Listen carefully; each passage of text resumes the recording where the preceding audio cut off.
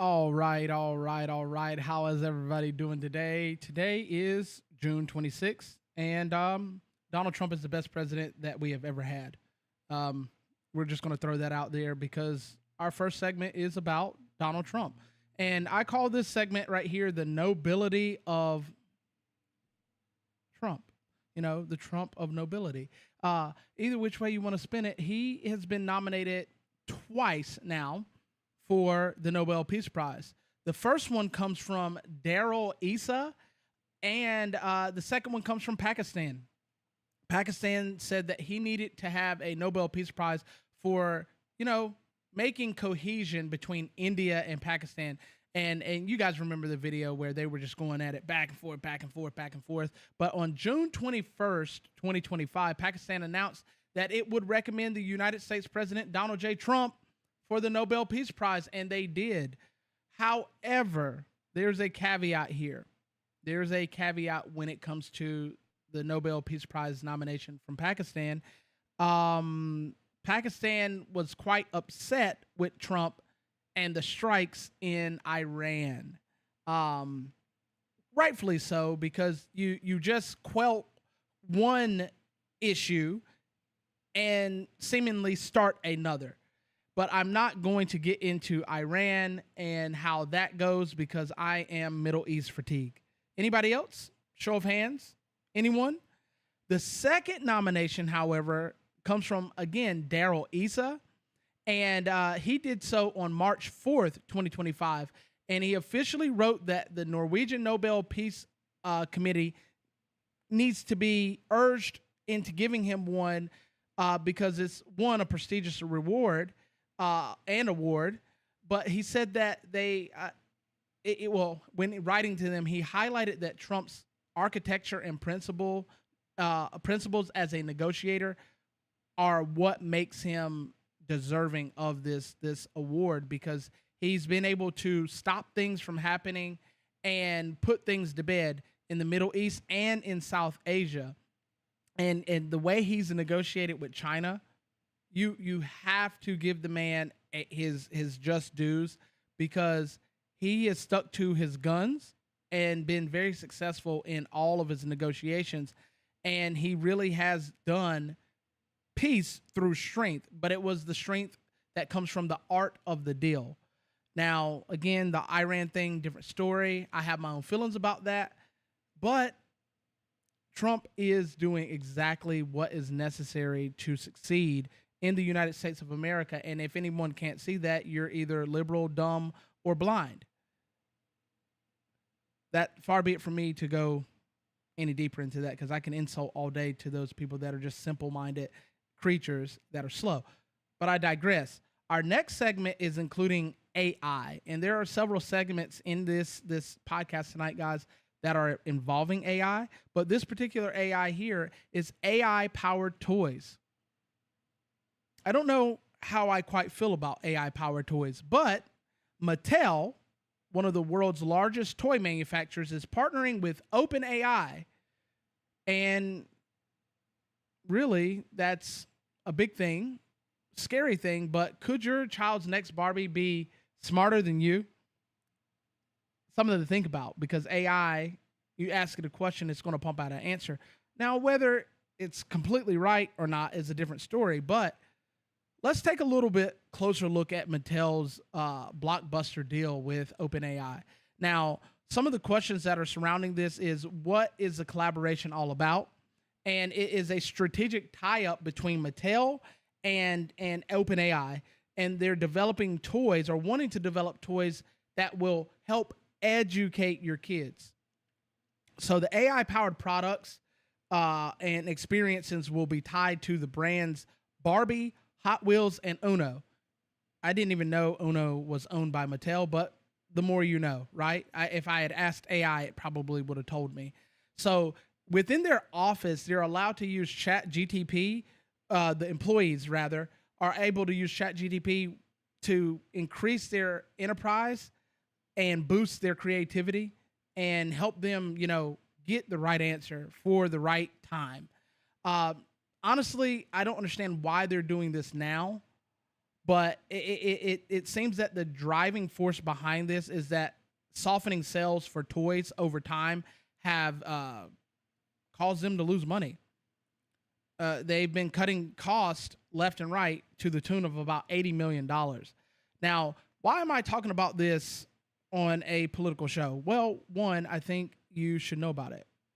And anytime AI and children are involved and the parents aren't there to, really put their hands on it, bad things can come of this. And we already see that certain AIs are tailored towards a certain ideology or way of thinking.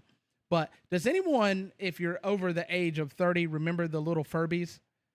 Man, those things were creepy. I remember those things talking. No batteries. Take the batteries out and they still talked. And I know you might call me crazy, but they did it. And I'm not the only one. You can look it up online right now. So I'm pressed about this because, yes, while there are things that are beneficial to doing this, there are your safety concerns and your privacy concerns. But the Mattel says that you don't have to worry about that because they're dealing with the COPPA and the GDPR, which stands for Child's Online Privacy Protection Act, and the General Data Protection Regulation. Again, I don't trust the government to do these things. I'm not going to trust some company to do it. And the biggest concern I have is that our kids would be affected drastically, and it could cause implications for far-reaching into the future. So amidst the privacy concerns and then the fact that my child has access to something that can give them answers or allude to something, it's crazy. And I don't know if you guys remember back in the news, I believe last year or year before last, where the one guy ended up taking his own life due to AI telling him to. Now, I'm not saying that that guy was all right upstairs, but kids are impressionable. But I am very, very curious into knowing your guys' thoughts on this particular matter. How do you feel about AI being in your children's toys? It's a serious thing, not a joke. But moving right along to our next segment, something a little bit more political for you. RFK Starbucks Brew. RFK is using his MAHA movement, Make America Healthy Again, to sweep the nation, to get rid of the dyes, to get rid of the very unhealthy things that the FDA approved to be in your food and your drinks. And they saying, hey, let's get rid of this. Let's get rid of this. There's no need for this. But RFK met with the Starbucks CEO, and Starbucks seems to be on board with this. So their response is that, hey, we already like the whole healthy ideology. Why not just be more compliant? So this is one of the first major companies in the food industry that is going to be MAHA compliant. And so overall, the background to this is the Health and Human Services Secretary, RFK, is pushing his campaign forward, and he's not stopping with just Starbucks, guys. He's going to go to McDonald's, Wendy's, Burger King, all your fast food. But it's nice to see such a controversial company as Starbucks be compliant overall. And Brian Niccol, who is the CEO of Starbucks, seemed to be really, really into the ideology of MAHA.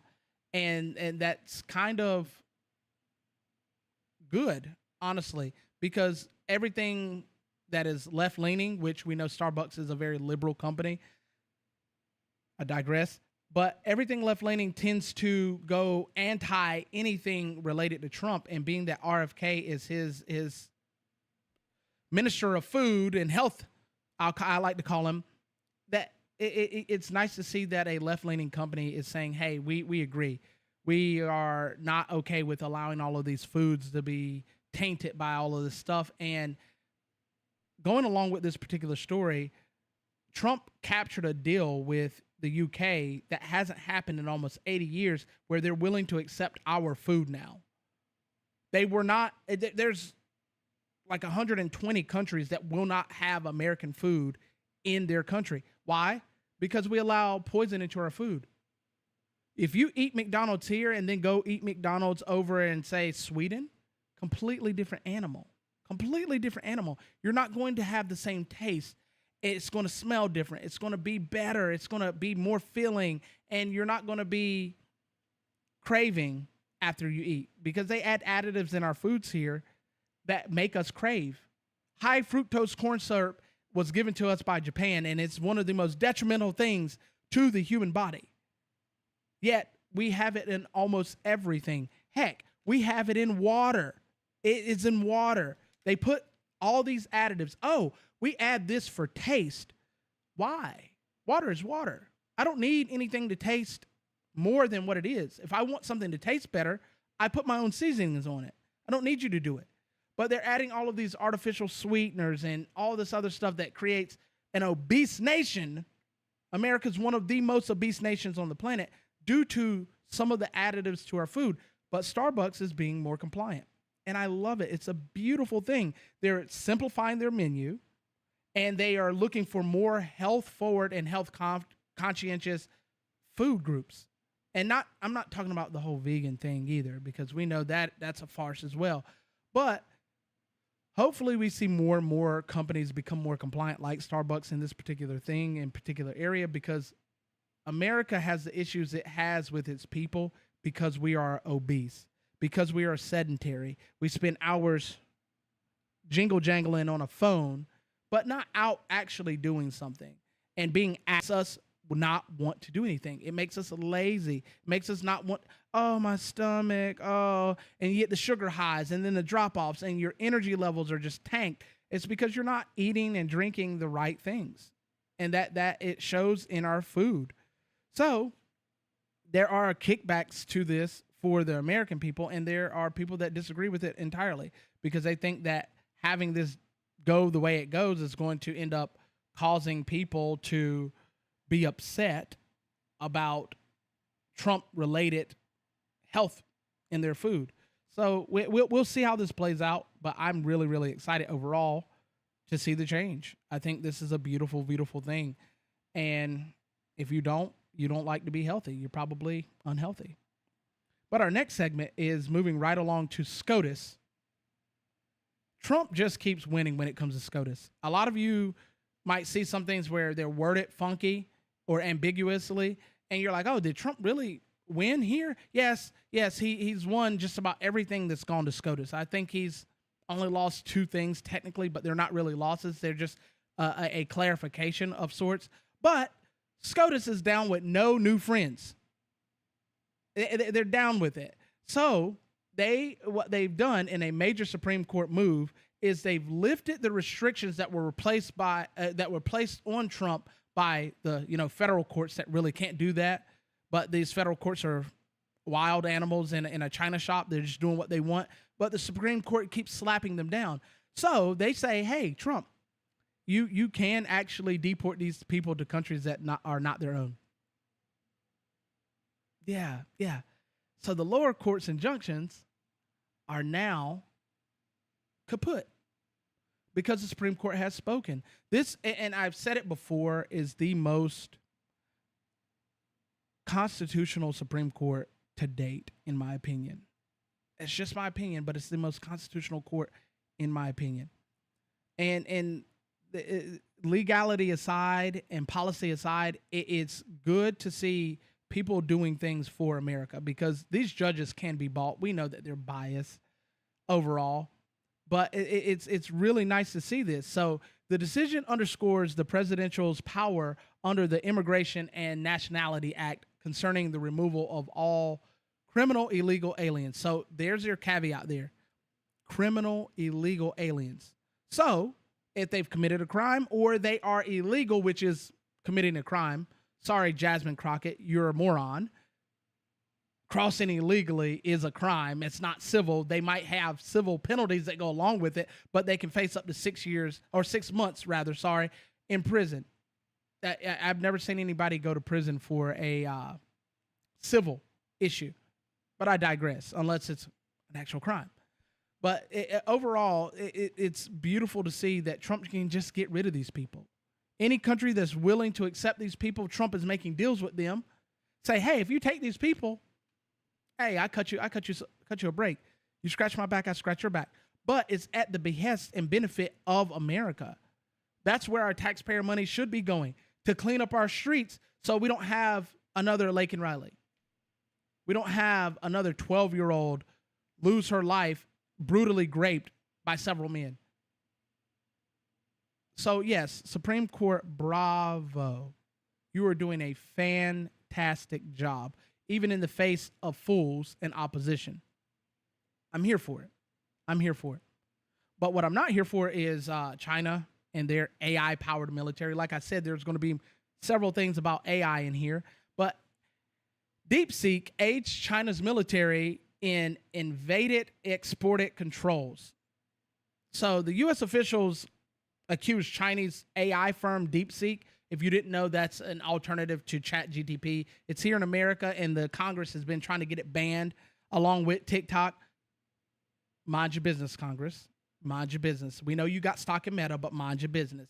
But Deepseek is aiding. They've been accused that they're aiding the Chinese military in evading export restrictions. So here's what you need to know overall. Alleged military and intelligence from a senior U.S. Department official told Reuters this in particular, that Deepseek has willingly provided and is likely to continue to provide support to China's military and their intelligence operations extending beyond ordinary open source AI use. Okay, so I have to say this before I continue on. America, that is a sovereign nation. They can do with their stuff as they see fit. They created it. They can do what they want. Far be it from me to tell someone else what they can and can't do in their own country. That is something of subjectivity, not of objectivity. Even if they were to do something nefarious with it, it's still their thing to do it with. I don't understand why we as America feel the need to tell everybody what they can and can't do. If they do something harmful with it, bust their butts. 100% railroad them. Put them down. I'm here for that. But if they're doing something that emboldens their nation and they are not imposing their will upon anyone else or making any moves towards us, mind your business. And that should be incentive for you to do something to better yourself and better your nation and embolden our military. How about we use our AI to do the same thing? So the company is reported to have featured over 150 times procurement records connected to China's People's Liberation Army. And I understand that there's a lot that people don't, this goes over a lot of people's heads. You have to really look into it and see what's really going on. And I'm just giving you just a little taste right here. But the Southeast Asian shell companies are trying to bypass the U.S. export controls, accessing large volumes of NVIDIA H100 GPUs, which were banned for China to have in 2022. That's something Biden did. He thought it was cool to ban them because he saw that they were using those GPUs to make something better than what we had for less money, a lot less money, and less space. Their buildings that they have their control centers in for their AIs are a tenth the size of ours. We need 50 square mile buildings to do this stuff. They are doing it with like 2 square mile buildings. Less energy, less time, older equipment, but we keep getting told that we need newer equipment to do this. So while it is unclear if they are successfully importing banned chipsets, it is what it is. We were selling them these things before, and then Biden tries to ban it. I just see this going belly up, and who's to stop China from making their own anyway? So the concerns and policies overall in this, the backlash, is that Deepseek shares users' data with Chinese surveillance. That's ultimately what this is all about. But so does Facebook, so does Instagram, so does WhatsApp, all owned by Meta, by the way. If you guys haven't seen Josh Hawley dive into Mark Zuckerberg's butt, you should. It's beautiful. He reamed him a new one. But we're so worried about China doing all of this stuff to us when our own companies and social media platforms are doing the same thing and selling it to China. Make that make sense. You can't. I'm telling you, you can't. There might be some people that might attempt to, but you can't make it make sense. You can't ground this in reality whilst telling another country what they can and can't do, but not telling your own country and its companies what it can and can't do. You got all of these rules and regulations, policies and procedures on us, but you're letting these companies slide by and just do what they want. And the courts don't seem to be helping.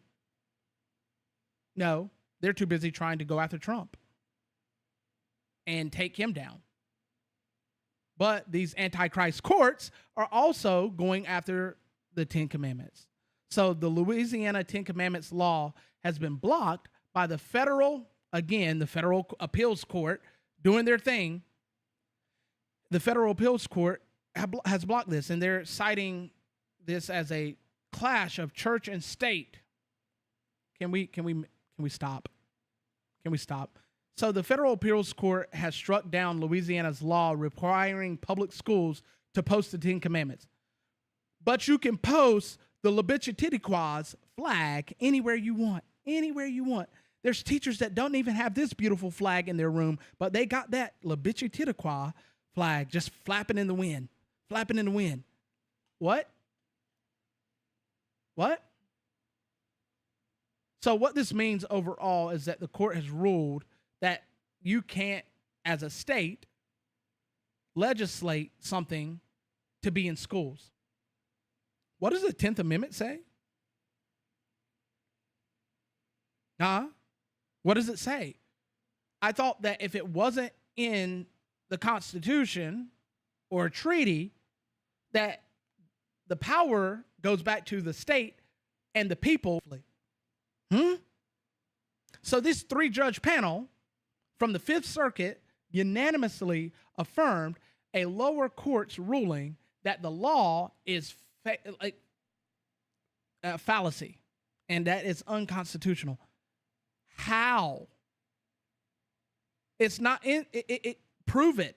They cite Stone v. Graham, but that case does not give what they think it gives. So again, these courts are playing lawfare, and they're overstepping their jurisdiction. And this is not the only state. Louisiana is not the only state that is facing this issue, because the ACLU is up every other state's butt. You got Oklahoma, you got Arkansas facing the same scrutiny with their laws. Texas has a similar bill that's facing scrutiny from the ACLU. Why are these government entities like the ACLU infringing and imposing their will on us? There's no constitutionality that says that a state can't implement nationwide or statewide to have the Ten Commandments in there. It's not. What is posting the Ten Commandments going to do? But you'll make laws from the federal standpoint and tell the states that they have to abide by it. Oh, you can't have hate speech. Telling someone they can't have their flag is hate speech. I have a friend that I frequent his platform often, that they have a whole LGBT mural painted in an elementary school. I mean, it's the length of a whole hallway. That's okay, because they want your kids to be gay. They want your kids to not be compliant to their parents. Listen to what the schools say, not your parents. The schools have been taking liberties with your students for years, or with their students for years. Your children, their students for years. We just saw a couple of years back where a school was protecting a girl because she wanted to wear chest binders, and they wanted to call her by her chosen identified name. What? Those are our children, not yours.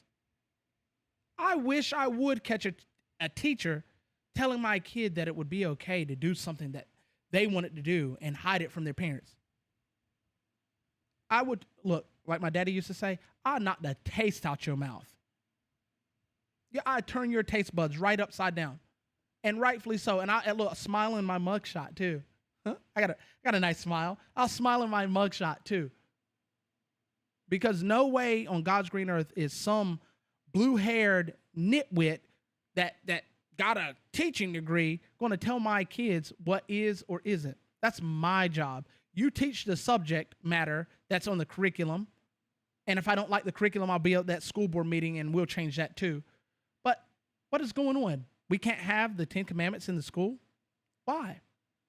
Is it because it's antithetical to your movement? What you're pushing for? Leave the kids alone. Please. I'm going to get off this topic because I feel myself getting amped up. We're going to talk about something a little bit more lighthearted, like the Navy. The Navy is buff. What does that mean? The Navy, they have until September of this year to meet their quota. They did it early. I recall under Joseph Robinette Biden that we weren't meeting our goals in the Army, barely meeting them in the Navy. The Marines was down. Nobody wanted to join. And the Navy's out here just saying, hey, we got it. But here's something real special about it. This isn't even officers. This is just enlisted.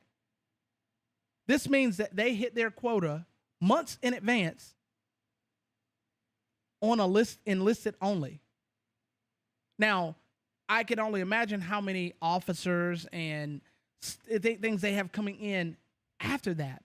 That is a beautiful thing to see that our nation is building up our military after Barack Obama, little Barry, disintegrated it. Oh, if you don't hit your rank, you're out. You're gone. And what it ultimately is they shorten the time that they had to be able to hit rank. And that's disgusting. Our Army lost people, and our Army is the first ones in. They're the first ones in. And you made our Army weaker and our Marine Corps weaker. I have so many associates that got kicked out because they couldn't make rank in time. But mission accomplished to the Navy. So it reached its fiscal year target of 40,600 sailors in June, which is, again, like I said, far ahead of the September deadline. So Secretary John Phelan hailed the milestone as vital, calling sailors our greatest asset in the increasing contested global environment. That is true. That's where your Navy SEALs come from. You know, those are the crazy guys that go in there, swim 5 miles underwater to get somewhere just to go up and blow stuff up. I like it. I like it. So some of the key changes deriving from the success is that the new recruiting operation centers have enabled real-time data monitoring, which has allowed them to reach out to people faster and get things going and get the ball moving, as it should be. We shouldn't be weak militarily, as we were. So the future sailor preparatory course boosted enrollment as well. So they're reaching out to these kids in high school and stuff and seeing what they want to know through real-time data, and then increasing their preparatory courses so that they can get them in, get them prepared, and get them right on the boat. It's a beautiful thing. The Navy also fast-tracked their medical waivers, which I'm not totally here for this. I'm not totally here for this because sometimes things can slip through the crack and you have a weak link because of this. But they increase their medical waivers time frame so that they could have smoother recruiting. I am here for this. I love it. So by combining the data-driven operations and expanding eligibility, which again, not too keen on that, don't really like that, but it's streamlined the process. And why can't we do this for everything? I really honestly think they took a note from Chick-fil-A, because Chick-fil-A, you know, you go through the drive-thru and you're in and out in like 2 minutes. That's what they've done. They had to have hired someone from Chick-fil-A to get this going, but it's a beautiful thing to see. With all of these tensions going on, we got what's going on in the Middle East. We got what's going on between Russia and Ukraine. It's beautiful to see that we are working on us. And that, my friends, is America first. If we can get the other branches on board doing the same thing, we will be added. And I don't mind giving taxpayer money to our military budget because it keeps us safe and the world safe. Because when we carry a big stick and can swing it and knock you out, you listen. You listen. In contrary news, opposition, China, once again, oh, wrong one. Oh, there we go. Sorry, I had it in the wrong area.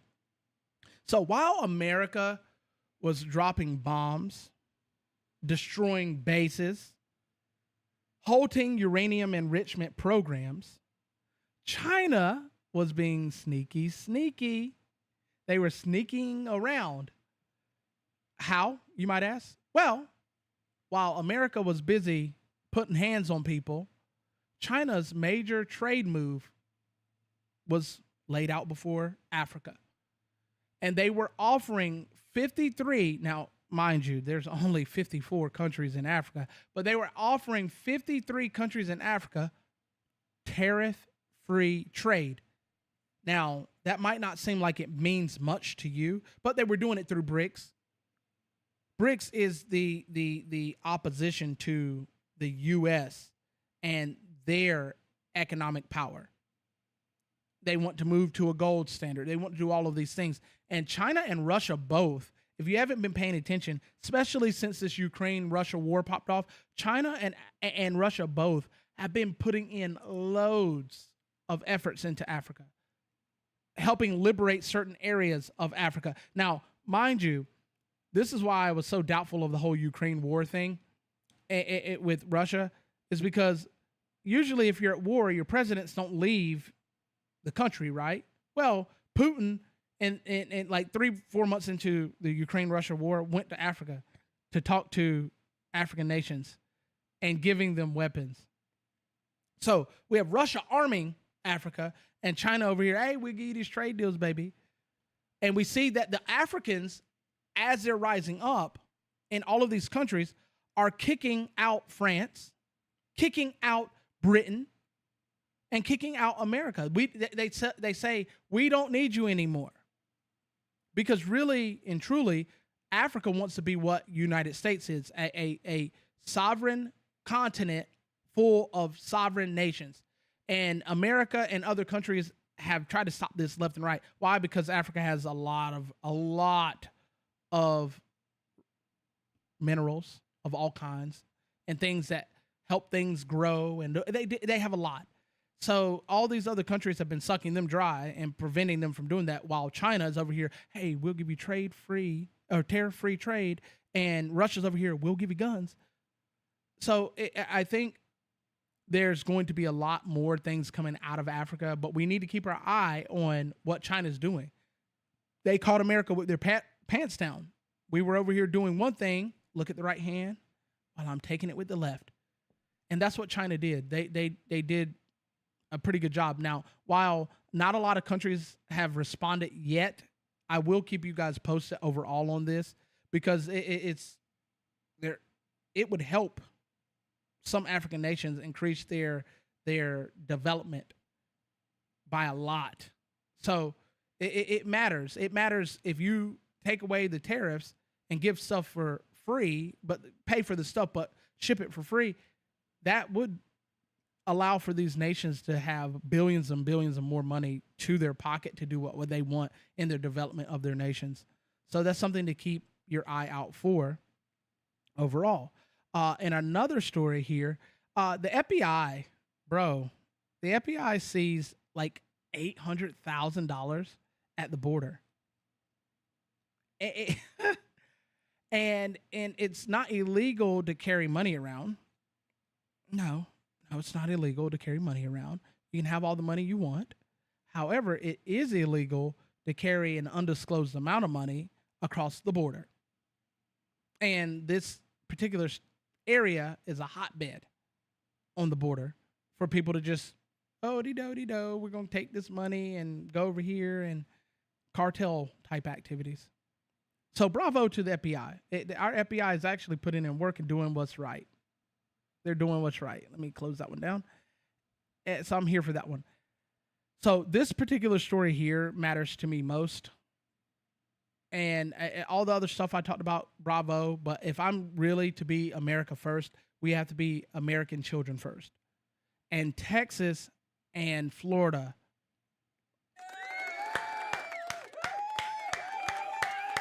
I got to give you guys a round of applause. So Florida has been saving children.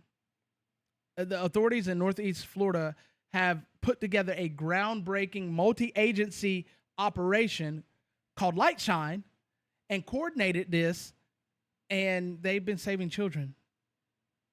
And over the last 30 days alone, they've saved 24 children. 25 missing children, aged 7 to 17. Some absent for over a year. Could you imagine your child being gone for a year?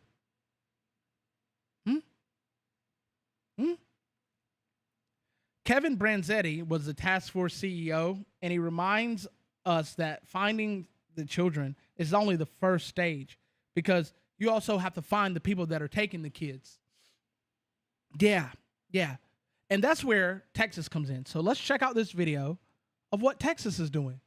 Of alleged child sex offenders, but it also shows how widespread that crime is in North Texas. The Dallas FBI office, along with some of the 70 law enforcement agencies that all participated, announced the results of what they called Operation Soteria Shield. Here's our J.D. Miles. These are the faces of the 244 men and women charged with exploiting children for the purpose of sex trafficking or pornography. It's the end of a month-long investigation by federal and local law enforcement of a crime that authorities say is a year-round problem. The numbers of offenders arrested and the children rescued in this operation are stunning. It's stunning to hear them repeated here. 109 children were rescued by Operation Soteria Shield, which began in April. During this operation, many of the children recognized or rescued were previously unidentified. They had never been reported missing. They had never had their abuse known to authorities. The operation not only led to arrests and rescues, but also to the seizure of terabytes of child abuse sex material through a collaborative effort that started 10 years ago and now includes 70 Texas law enforcement agencies. What started as a small team with a bold idea has grown into something very powerful. In a lot of these cases, authorities say the sex offenders never actually meet their victims face to face, but instead use technology to coerce them into sending explicit images and videos. The head of the Dallas FBI office says the methods used are not just involving social media, but also online gaming systems. So I think for many of us, I'll speak for my generation, we were raised to be concerned. Listen. If you have kids, watch your kids. If they got the Meta, watch your kids. The little headset. If they got Xboxes, watch your kids. PlayStations, watch your kids. If your kids are under the age of, really, I'd say 16, but I can't tell you how to parent, they shouldn't have social media. Honestly, if your child is under the age of 16, and I might offend some of you with this, but hey, I'm abrasive. I like to rub the skin raw. You're a bad parent if your kid is under the age of 16 with social media. I said what I said. Because you can't monitor them. Kids are extremely sneaky already. Heck, my son asked if he could play Roblox. Heck no. You hear me? No. Why? Because Roblox is a breeding ground for pedophiles. But what did my son do? He uses friends' login to their account on Xbox to be able to play the game. Guess what? My son no longer has his Xbox. Why? Because I am a present parent. I could only imagine how some of you would feel if your kids fell prey to some of this stuff. Instagram alone was showing terabytes of child pornography. I mean, and Facebook did nothing about it until somebody brought it up to Congress, and then Congress got in their butt, and then they fixed it. There was a whole congressional meeting on that as well. So if you guys are on TikTok, especially TikTok, if you're scrolling, matter of fact, I implore you, go search cute kid videos on TikTok. and look at the comments and likes, those are bad. But let's look at the shares. Videos got 500,000 likes, 32,000 comments, 1 million shares. 1 million shares? What? 1 million shares?